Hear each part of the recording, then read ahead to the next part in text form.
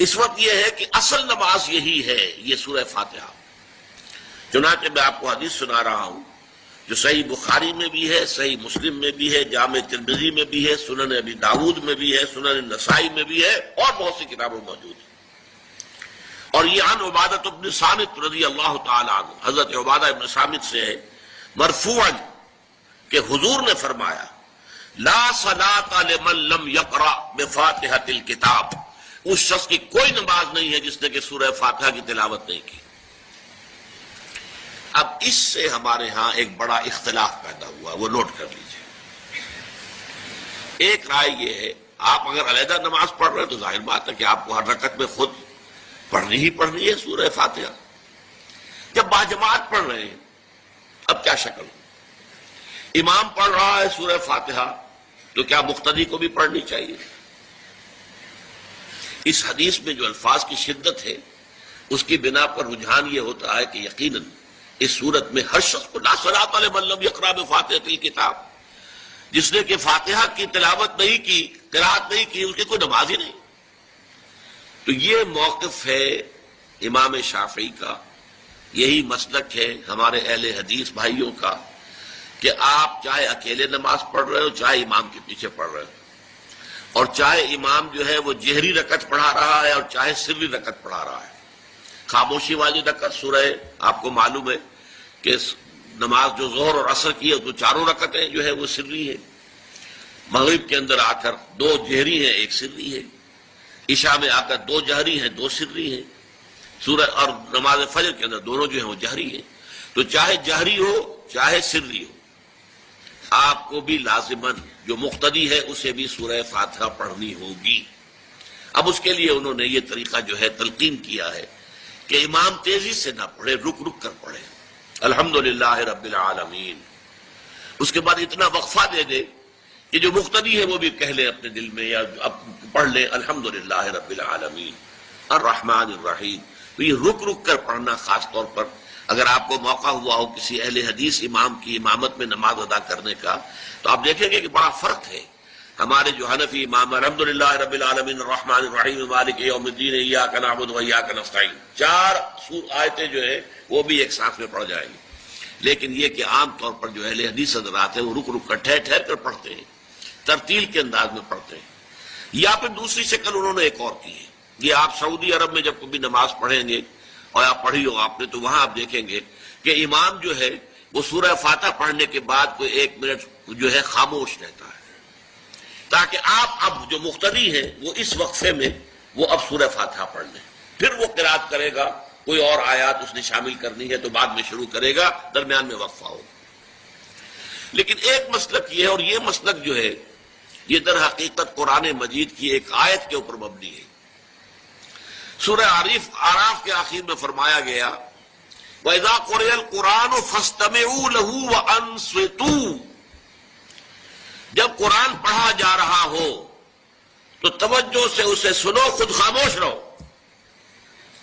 اب یہ قرآن مجید کی آیت ہے، اس کے بنا پر ایک رائے یہ ہے کہ آپ امام کے پیچھے سورہ فاتحہ نہیں پڑھیں گے، پڑھا جا رہا ہے سنو اس کو، خود خاموش رہو۔ اور اس کے لیے وہ دلیل دیتے ہیں کہ یہ شکل ایک وفد کی سی ہے، جیسے کسی بڑی شخصیت کے پاس اگر آپ کا کوئی وفد جاتا ہے، 8-10 افراد ہیں، ان میں سپوکس مین ایک ہوتا ہے، وہ بات کرتا ہے، باقی سب لوگ موجود رہتے ہیں، سنتے ہیں۔ اسی طریقے سے امام جو ہے وہ گویا کہ آپ کا نمائندہ ہے اور وہ پڑھ رہا ہے الحمدللہ رب العالمین الرحمن الرحیم مالک یوم الدین، تو امام کی قرات ہی آپ کی بھی قرات ہو گئی۔ گویا کہ اس آیت سے، اس حدیث سے اختلاف نہیں ہے، اس کی تعبیر سے اختلاف ہے کہ امام کا قرات کر لینا در حقیقت مقتدیوں کی طرف سے بھی قرات ہے۔ اس میں جو حنفی مسلک ہے وہ بہت سخت ہے، اور وہ یہ ہے کہ چاہے سری نماز ہو اور چاہے جہری ہو، ہر کسی بھی حالت میں مقتدی جو ہے وہ سورہ فاتحہ نہیں پڑھے گا۔ اب اس میں ذرا سا سوال پیدا ہوتا ہے کہ جہری رکعت میں تو اس آیت کا اطلاق ہو جائے گا کہ وَإِذَا قُرِئَ الْقُرْآنُ فَاسْتَمِعُوا لَهُ وَأَنصِتُوا، سری میں تو اس آیت کا اطلاق نہیں ہوتا۔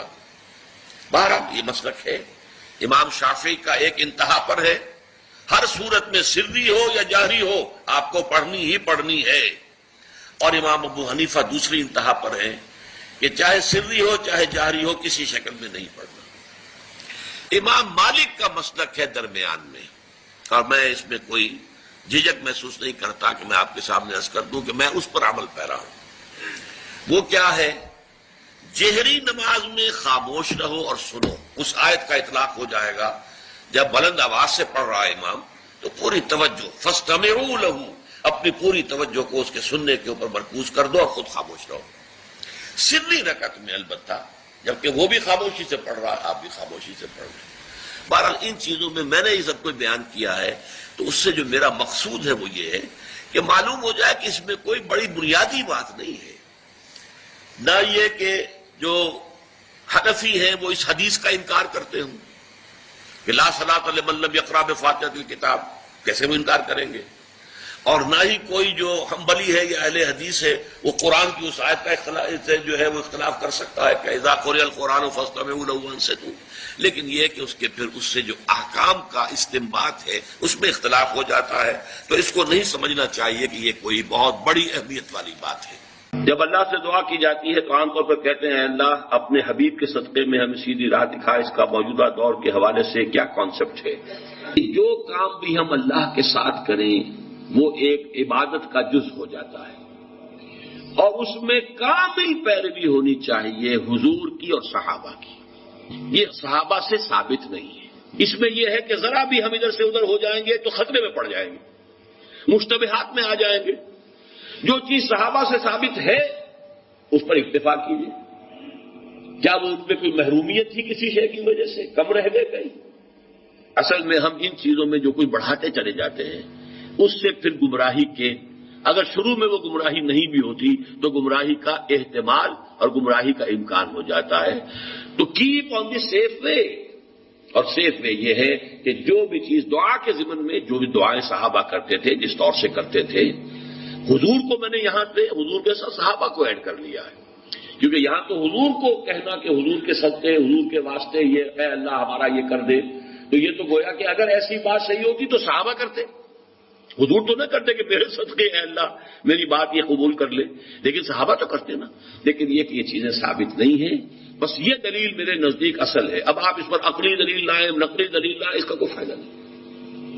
پہلے اصول طے کروا لیجئے، ما انا علیہ واصحابی، دین وہ ہے جو حضور کے طرز عمل سے اور حضور کے صحابہ کے طرز عمل سے ثابت ہو جائے۔ اس اصول کو جتنا پختہ کر لیں گے پھر اس کے حوالے سے بھائی لا ثبوت لا، بس ٹھیک ہے۔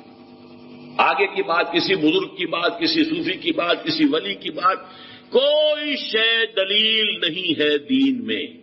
کسی دلیل، کسی دینی بات کوئی مزید وضاحت کے لیے کوئی شے ہو یا سائنس کی بات ہو، اس کا کوئی حدیث سے ثابت ہونا ضروری نہیں ہے، حضور سائنس پڑھانے نہیں آئے تھے۔ وہ فلسفے کا مسئلہ ہو، دین کی بات، عقیدے کی بات، عبادت کی بات، اور دعا جو ہے وہ خل عبادت ہے، عبادت کا جوہر ہے، اس میں